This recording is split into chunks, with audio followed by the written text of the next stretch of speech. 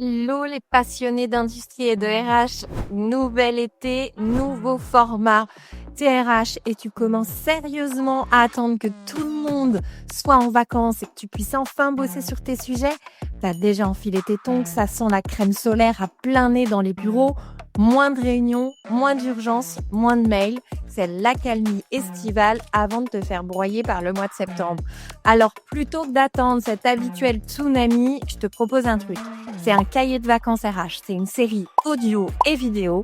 Et la promesse est simple. Un été pour muscler tes process RH et surtout éviter de te faire broyer à la rentrée. Des épisodes courts et des cas concrets. Et à chaque fois, un outil, un exercice ou un cas d'usage à tester dans ton coin ou en équipe que tu reçois dans ta boîte mail. Parce qu'on ne va pas se mentir, c'est jamais le bon moment de s'y mettre. Donc, c'est maintenant.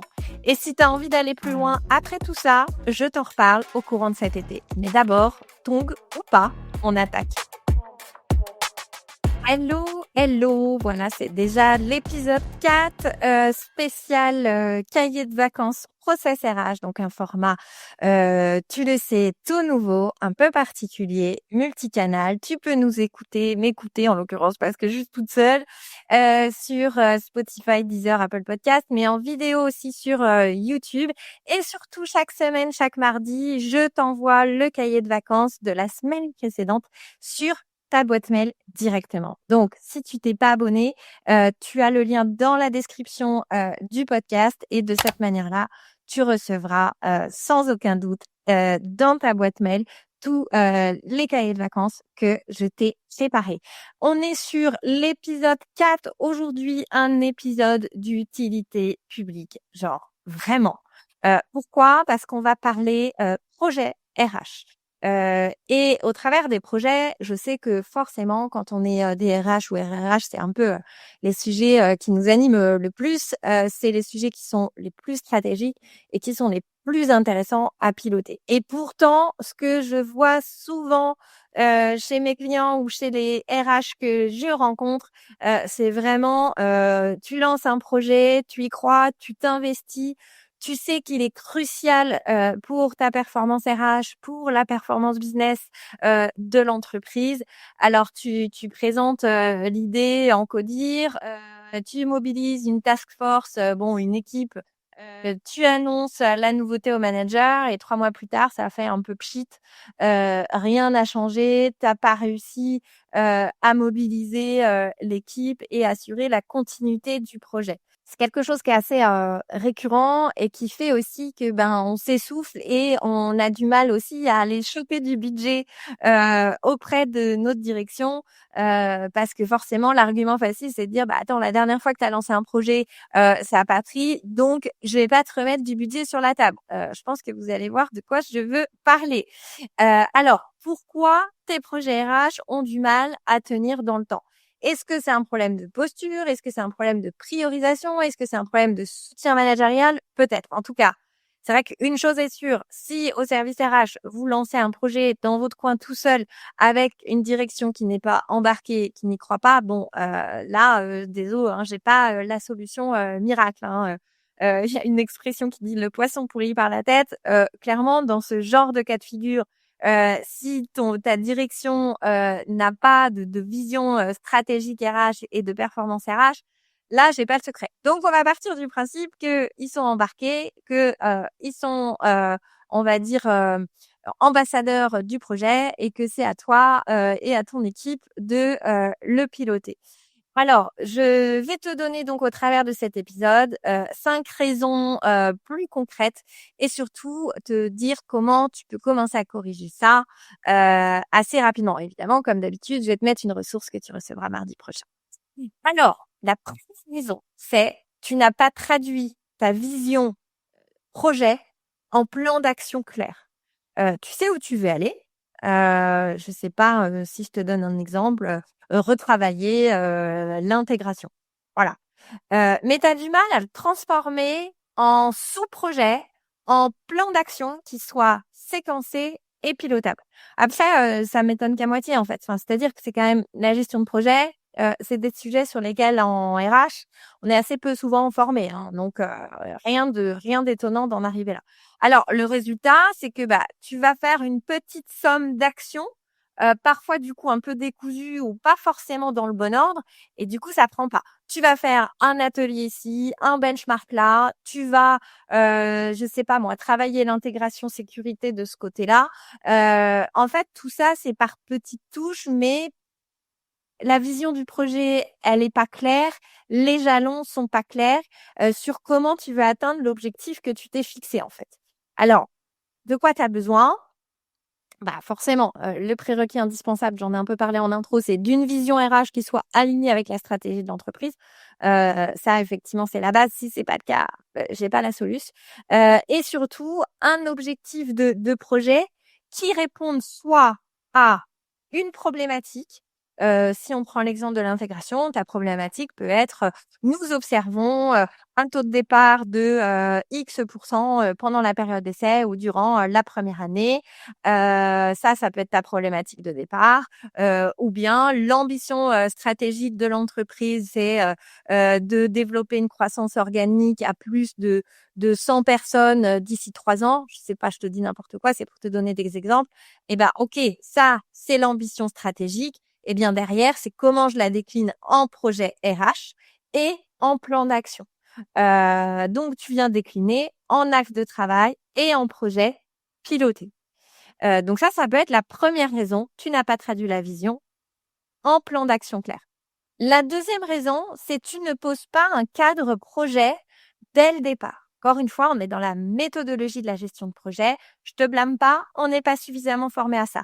Alors, on repart de cette idée du siècle, de la réponse à cette problématique ou à cet enjeu stratégique de l'entreprise.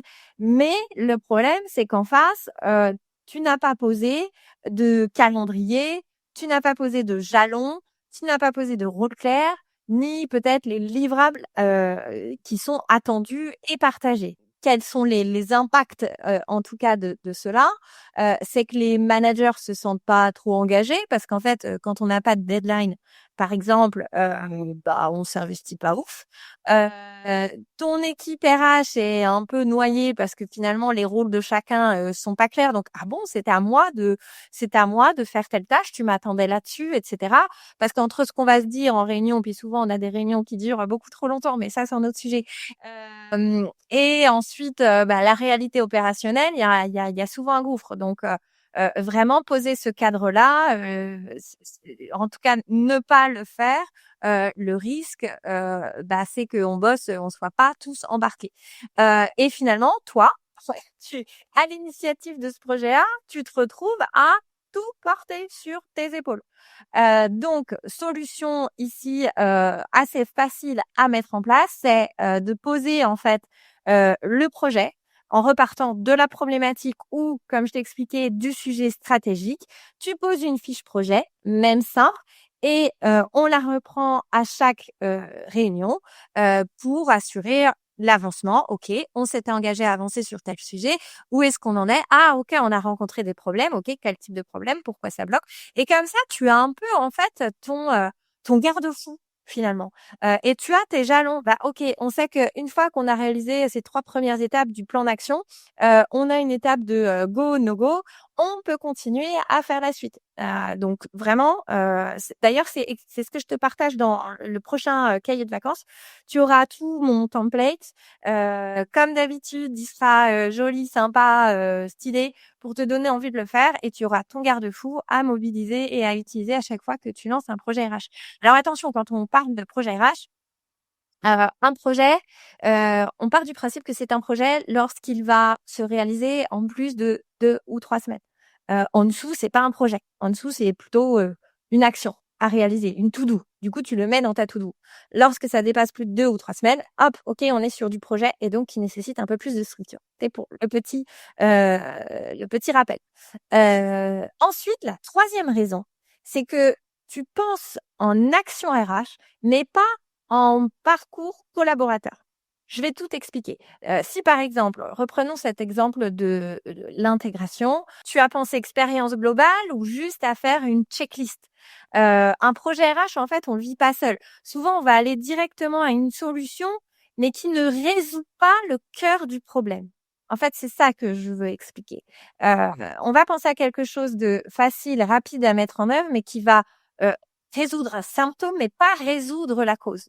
Donc, la première étape pour s'assurer que ton projet soit le bon et que la manière dont tu vas le porter soit cohérente, c'est vraiment d'aller chercher, repartir de ta problématique, de ton taux de départ important dans les 12 premiers mois. Bah ok, d'abord, allons chercher les causes racines pour te permettre de t'assurer que ton projet et ton plan d'action il est cohérent pour résoudre ces problèmes initiaux, ces causes racines initiales, pardon. Parce que ton projet RH, enfin voilà, tu le vis pas seul. On est toujours dans des relations à minima tripartites, manager, candidat ou collaborateur et RH. Donc évidemment, si on s'attaque pas au bon sujet, on va pas résoudre les bons problèmes. Et il vit dans une continuité ton projet, avant, pendant et après. Alors, si tu n'as pas vu à quel moment ça pouvait s'insérer dans le parcours du collaborateur, si t'as pas identifié les interfaces avec les autres process RH, si t'as pas identifié les causes racines, alors là, tu vas forcément créer soit des outils, soit des solutions qui vont pas répondre à un problème et qui vont ne faire que s'empiler les uns par-dessus les autres. Et donc, ton projet, il va faire pchit. Alors, la quatrième raison, tu pilotes soit trop tard, soit pas du tout. Tu lances ton projet et après, advienne que pourra. Mais en fait, un projet RH, enfin un projet de manière générale, ça se pilote comme en prod. Ils ont un projet qualité ou production, bah le truc il est carré quoi. Alors, est-ce que tu as prévu toi des points d'étape, des indicateurs simples, un feedback pour le déploiement, une routine de projet? Voilà, en fait, si tu veux que ça dure, il faut piloter dès le jour 1. Piloter ne veut pas dire contrôler, hein.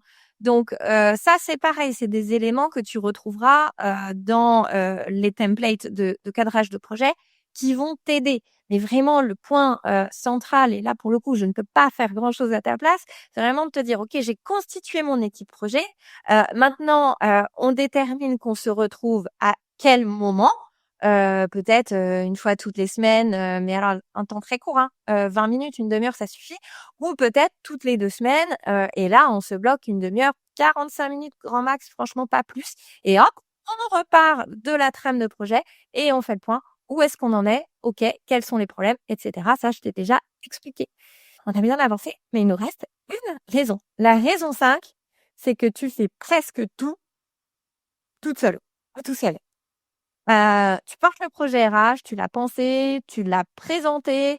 C'est toi qui es un peu qui est chef de projet et donc qui le porte aussi auprès du codir, etc.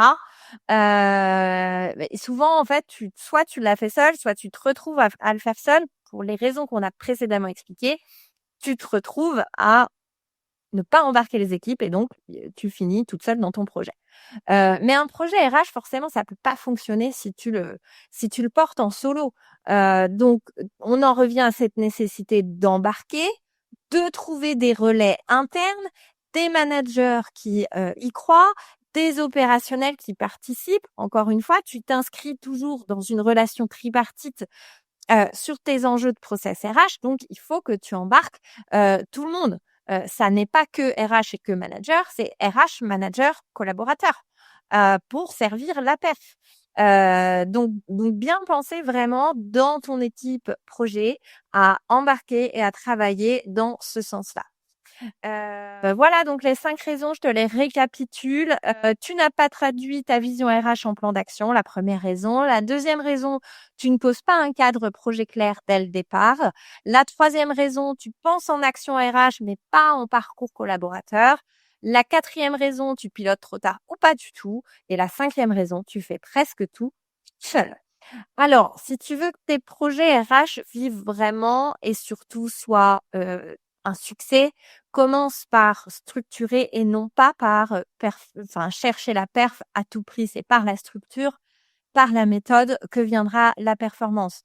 Donc, repars de ta stratégie RH. Quelles sont vos ambitions? Quels sont les problèmes que vous rencontrez qui freinent ces ambitions de stratégie, enfin de performance RH et décline-les en projet, en sous-projet, en action. Et ensuite, c'est ça qui va te permettre de créer une boucle finalement d'amélioration continue. Alors, si tu veux l'outil pour t'aider à démarrer, tu cliques juste en dessous pour télécharger le cahier de vacances et c'est tout ce que je t'ai mis dans la ressource que tu reçois mardi prochain. C'est tout pour aujourd'hui. Voilà, t'as écouté, t'as cogité. Maintenant, il est temps de passer à l'action. Et franchement, chapeau parce que t'as déjà avancé sans même t'en rendre compte. Alors, je te laisse là-dessus. On se retrouve lundi prochain pour un nouvel épisode. Toujours court, toujours concret, toujours plus utile. Allez, à très vite et garde tes tongs pas trop loin et continue quand même de profiter de ton été, même si tu bosses sur tes process. Allez, bye!